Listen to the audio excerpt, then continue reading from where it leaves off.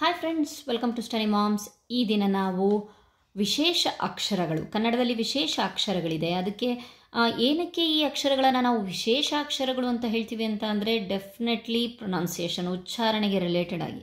So ನಾಲಿಗೆ ತೊದಲುವ ಅಕ್ಷರಗಳು ಮೂರಿದೆ. ಯಾವುದ್ಯಾವುದು? ಸ, ಶ, ಶ, ಸ, ಶ, ಶೆ ಅಂತಲೂ ಹೇಳ್ತಾರೆ, ಕೆಲವೊಬ್ಬರು ಶ ಅಂತಲೂ ಹೇಳ್ತಾರೆ. ಓಕೆ, ನೆಕ್ಸ್ಟ್ ಸ ಸ ಸ ಸ ಪ್ರಾಕ್ಟೀಸ್ ಮಾಡಿಸಿ ಈ ಅಕ್ಷರಗಳನ್ನು. ಸ ಕಾರ ಹೇಳಬೇಕೆ, ಸರ, ಸಾರ, ಸಿರಿ, ಸೀರೆ. ಶಕಾರ ಹೇಳಬೇಕೆ, ಶರ, ಶಾಪ, ಶಿರ, ಶೀಲ. ಸೊ ಅದೇ ರೀತಿ ಶಕಾರ ಹೇಳಬೇಕೆ ಅಂತ ಹೇಳಿಬಿಟ್ಟಿದೆ. ಹೇಳು ಮೂರು ಮೂರು ಸಲ ಎಲ್ಲ ಅಕ್ಷರಗಳನ್ನು ಸಹ.